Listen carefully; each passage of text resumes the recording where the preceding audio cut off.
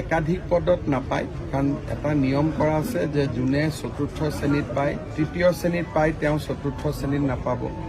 যোনে ওপৰৰ স্কেলটোত পায় তেওঁ তলৰ পজিশ্যনটোত নাপাব গতিকে এইবাৰ যাতে তেনেকুৱা ধৰণৰ ডাবল কেণ্ডিডেট নহয় তাৰ বাবে এইবাৰ বহুতখিনি ব্যৱস্থা গ্ৰহণ কৰা হৈছে এইবাৰ কেণ্ডিডেট লাভ হয় নহ'লে 1-1.5 হাজাৰ ল'ৰা ছোৱালীয়ে ডাবল পায় এইবাৰ আমি এটা ঠিক কৰিছোঁ আৰু লাষ্টত কোনোবাই যদি ডাবল পায় আমি আৰু এটা চিন্তা কৰি আছোঁ যে একেটা পোষ্টত দুটা হ'লে লটাৰী দি এটা কৰি দিম বহি নিৰীক্ষণটো বাহিৰৰ পৰা বহি নিৰীক্ষণটো কম্পিউটাৰেদি কৰিব কিন্তু যেতিয়া বহি নিৰীক্ষণ হ'ব তেতিয়া অসমৰ 6জন বা 7জন শিক্ষাবিদ এক্সটাৰ্নেল ইভালুৱেটৰ হিচাপে তাত উপস্থিত থাকিব যাতে বহীত কোনো এতিয়াতো বহি সিল পেক আছে সিলৰ যোৱাবাৰো আমি কৰিছোঁ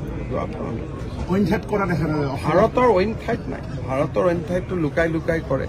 আজি এতিয়া মোক ইমান দিনে কংগ্ৰেছে সমালোচনা কৰি আছিল ইণ্টাৰনেট বন্ধ কিয় কৰিছে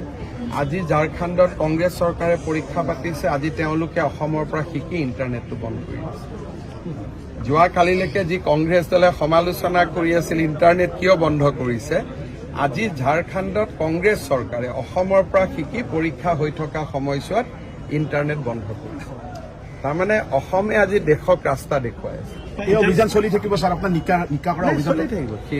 এপইণ্টমেণ্ট গণ্ডগোল নাই বিশেষকৈ এতিয়া অক্টোবৰৰ পৰা পুলিচৰ নিযুক্তিও হ'ব ইয়াত বেলেগ কথা একো নাই চব ল'ৰা ছোৱালীয়ে ভাল কৰি চাকৰি পালে আৰু ভাল কৰি মহিলাৰ চেকিঙো হ'ব মহিলাৰ চেকিং নহ'লে মহিলাই যদি কাগজ লৈ আহে কেনেকে হ'ব গতিকে এয়াৰপৰ্টত যেনেকে চেকিং কৰে সুধি লয় পাৰ্মিশ্যন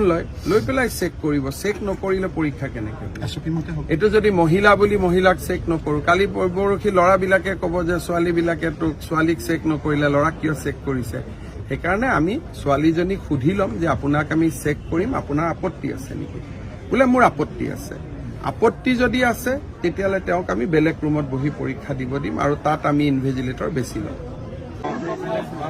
অসমৰ চৰকাৰী আৰু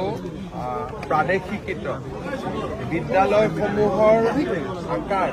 আৰু বিদ্যালয়সমূহৰ ভৱন পৰিৱৰ্তন কৰাৰ বাবে আমি এখন সুদূৰ প্ৰসাৰী আঁচনি লৈছিলোঁ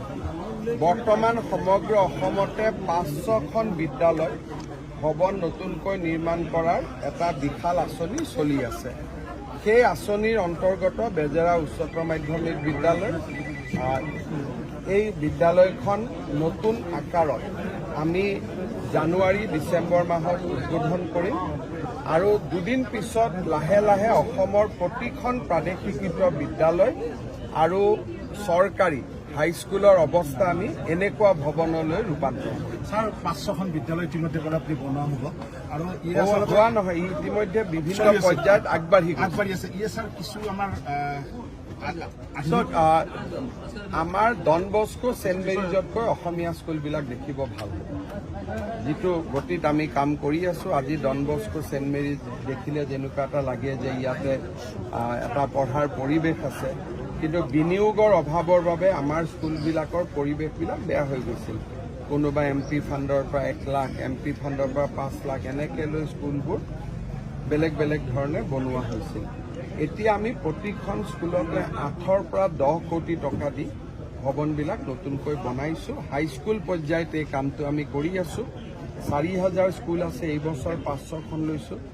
আৰু 500খনৰ বাবে আমি টকা পইচা যোগাৰ কৰাৰ কাৰণে চেষ্টা কৰি আছোঁ যাতে টোটেল 1000খন আমি নিব পাৰোঁ প্ৰাইভেট স্কুলবিলাকৰ লগত আমি ফেৰ মাৰিব পাৰিছোঁ ভৱন বনালোঁ শিক্ষক নিযুক্তি দিলোঁ বাকী ফেৰ মাৰা কামটো শিক্ষক আৰু ছাত্ৰ অভিভাৱকৰ মুখ্যমন্ত্ৰীৰ যিটো দায়িত্ব যে ভৱন দিব লাগে শিক্ষক দিব লাগে সুবিধা দিব লাগে সেইখিনি আমি কৰি দিম বাকী অভিভাৱক ছাত্ৰ শিক্ষক সকলোৱে লগ লাগিলেহে এখন বিদ্যালয় হয় ভাল হৈছে আৰু ভাল হৈ থাকিব কিন্তু মই ভাবোঁ যে আৰু আমি বহুত ভাল কৰিব পাৰিম নিযুক্তি প্ৰক্ৰিয়াত এগৰাকী প্ৰাৰ্থীয়ে একাধিক পদত নাপাবৰ বাবে আয়োগ গঠন কৰা হৈছে এতিয়া একাধিক পদত নাপায় কাৰণ এটা নিয়ম কৰা আছে যে যোনে চতুৰ্থ শ্ৰেণীত পায় তৃতীয় শ্ৰেণীত পায় তেওঁ চতুৰ্থ শ্ৰেণীত নাপাব যোনে ওপৰৰ স্কেলটোত পায় তেওঁ তলৰ পজিশ্যনটোত নাপাব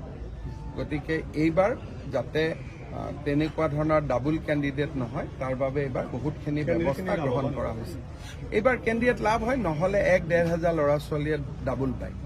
এইবাৰ আমি এটা ঠিক কৰিছোঁ আৰু লাষ্টত কোনোবাই যদি ডাবুল পায়, আমি আৰু এটা চিন্তা কৰি আছোঁ যে একেটা পোষ্টত দুটা হ'লে লটাৰী দি এটা কৰি দিম। বহি নিৰীক্ষণটো বাহিৰৰ পৰা বহি নিৰীক্ষণটো কম্পিউটাৰেদি কৰিব, কিন্তু যেতিয়া বহি নিৰীক্ষণ হ'ব তেতিয়া অসমৰ 6জন বা 7জন শিক্ষাবিদ এক্সটাৰ্নেল ইভালুৱেটৰ হিচাপে তাত উপস্থিত থাকিব, যাতে বহীত কোনো এতিয়াতো বহি চিল পেক আছে, চিলৰ যোৱাবাৰো আমি কৰিছোঁ। ভাৰতৰ অইন ঠাইত নাই, ভাৰতৰ অইন ঠাইতটো লুকাই লুকাই কৰে। আজি এতিয়া মোক ইমান দিনে কংগ্ৰেছে সমালোচনা কৰি আছিল ইণ্টাৰনেট বন্ধ কিয় কৰিছে। আজি ঝাৰখণ্ডত কংগ্ৰেছ চৰকাৰে পৰীক্ষা পাতিছে, আজি তেওঁলোকে অসমৰ পৰা শিকি ইণ্টাৰনেটটো বন্ধ কৰি দিছে। যোৱাকালিলৈকে যি কংগ্ৰেছ দলে সমালোচনা কৰি আছিল ইণ্টাৰনেট কিয় বন্ধ কৰিছে, আজি ঝাৰখণ্ডত কংগ্ৰেছ চৰকাৰে অসমৰ পৰা শিকি পৰীক্ষা হৈ থকা সময়ছোৱাত